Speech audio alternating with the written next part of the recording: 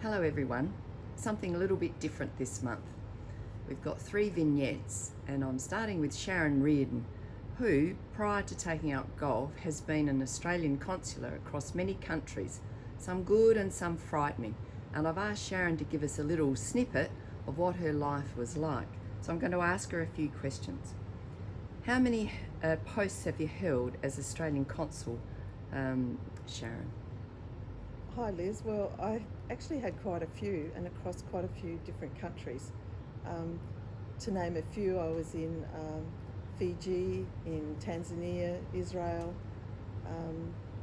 Venezuela, Hawaii, Vietnam, Iran, and for most of those places I stayed there for between 2 and 4 years, but I also did some short-term assignments in places not exactly on your tourist list, but places like Islamabad, Lagos, Barbados, that was very nice, Wellington, and Western Samoa. So it was across a range of countries, which aren't always places people go to. And what were you responsible for in your role? My main responsibilities, it was twofold. One was to manage the embassies, that was to manage all the staff, the budgets, also to manage any high-profile visits that we might have to the country, such as that of the Prime Minister or federal government ministers. And my other role, the more interesting role probably, was as a consul, where Australian government provides consular assistance to Australians in difficulty, often, sometimes mostly through no fault of their own. So it was a pretty busy role. Yeah, I can imagine. So tell us about some of the situations you had to manage, and I guess also, in addition to that, the balancing of the politics and the individual circumstances.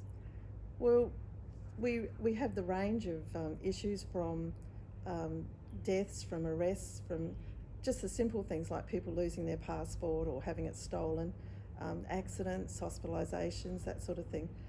Mostly, we of course we generally had to work with the government in control at the time.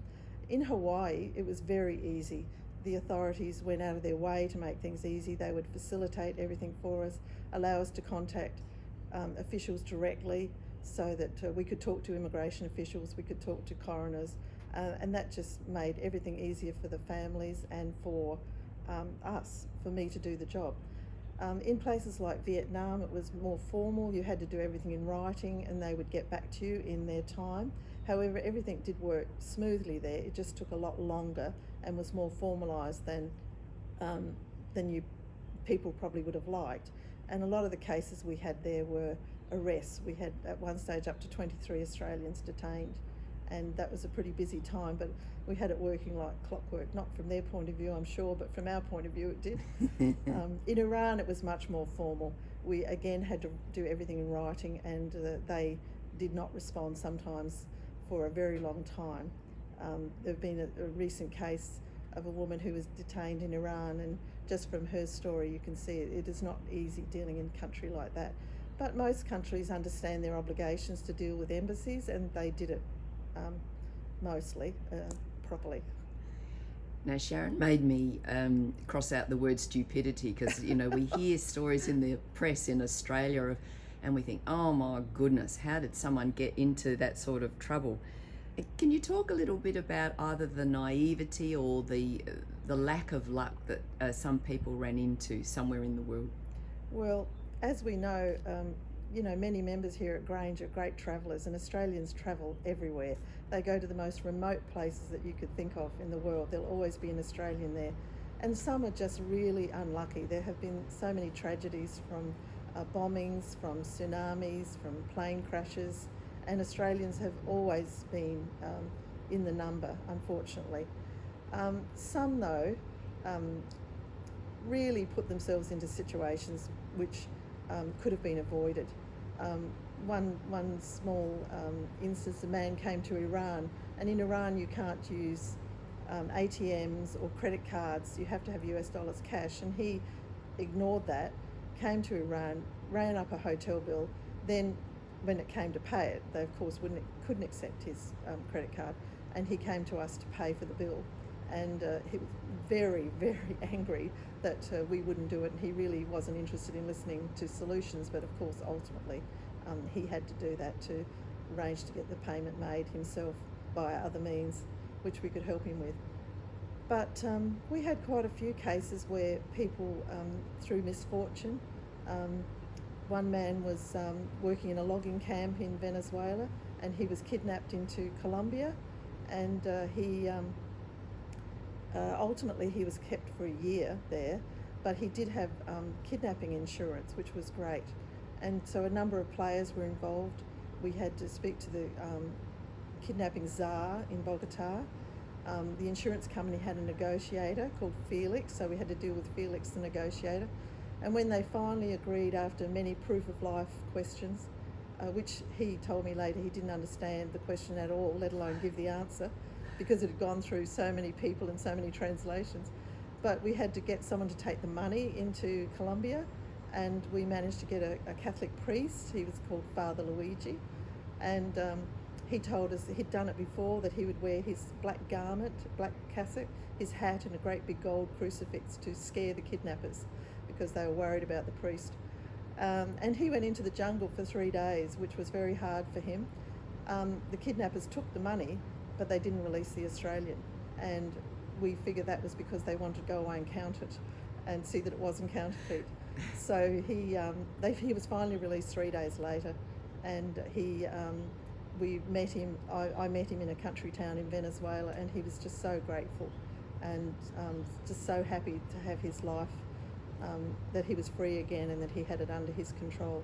So there were lots of situations that people got into. Another young girl in Iran, she had gone there to visit her grandparents after she finished her HSC, and she realised after a while that they were trying to get her married and that she didn't have a return ticket. So eventually she contacted us, and after much negotiation we agreed to give her a loan to get back to Australia. And she just turned up one day. Then we had to deal with the Iranians, and they were not happy about that, and it was a very confronting interview where they wanted to put her in prison, and just because she wouldn't marry someone. It's very sad, the things we take for granted in Australia. But in the end, after we had to sit through their lecture, they said she must leave the country. So we thought, wonderful, take us to the airport. And so we did. So we had the range of people who were somewhat angry, and that young girl went on to a university, and she's married and she's very happy. Some were very grateful, and it's like the same in Australian society, where you have the range of people who have all sorts of reactions to situations. Yeah. Where was the best place that you worked through your time, and why? Well, quite a few of them were really good actually, but I mentioned earlier I'd been to Hawaii, and as many of the members here I'm sure have been to Hawaii, and it's sort of what's not to like. I loved it there. I had 4 years there, and you know, my job was easy. There were so many tourist destinations, and life was just beautiful, and I could travel easily to the mainland of the US. And I really didn't want to leave. In fact, I took long service leave and stayed on a bit longer. I liked it so much. But I also liked Vietnam, Ho Chi Minh City. I think many people have also been there, and you know, they know the food is great, the tourism is great. The officials could be a bit sticky, but so my job, it was okay because it all worked, and they had a good relationship with Australia, so that was good. Yeah. But all of them had good points. Tanzania, I climbed Mount Kilimanjaro and went to the Serengeti, and Zanzibar a number of times, and Iran, I went to Isfahan and Shiraz and Persepolis. So you can find the positives in all the countries, and I enjoyed them all really. The scariest? Well, there were a few scary incidents. Colombia at the time was known as the murder capital of the world. I had to visit there quite a few times, particularly during the kidnapping, because after that man was released as a kidnapper, we had another one kidnapped, but they let him go after a month because they realised he didn't have much money. However, you know, I'd be in the streets of Bogota, and there were armed guards outside restaurants with assault rifles, so that was pretty scary. But I guess on a routine, the trip between Caracas airport and the city in Venezuela where I lived, you had to go through 2 tunnels, and many times people were stopped in those tunnels by robbers and with guns, and that was always fraught with anxiety. So then in South America, I went to a couple of prisons, and I would go through the process of being checked in, and then they would just usher you through a door. And the first time it happened to me, I didn't realise it was straight into the quadrangle with all the prisoners. There were murderers, rapists, and that happened to me twice. Oh, God. That was very scary. I was Yeah. very not happy that day. No. Do you miss it? Sometimes I miss it, but when I first retired, I left from Iran and I came straight to Adelaide. So you can imagine that's a major culture shock. And I seemed to have my suitcases ready all the time, thinking I'd be going somewhere. Well, fortunately, Foreign Affairs did call me and asked me to go to India for 6 weeks. So I did that, and I realised when I was there that I was going to enjoy retirement, that it was enough for me. I'd had enough of it. I wanted to be a tourist under my own terms. And so when I came back to Adelaide, one of my goals, Liz and I did a course on the weekend. It's good to have goals, but one of my goals then was to take up golf.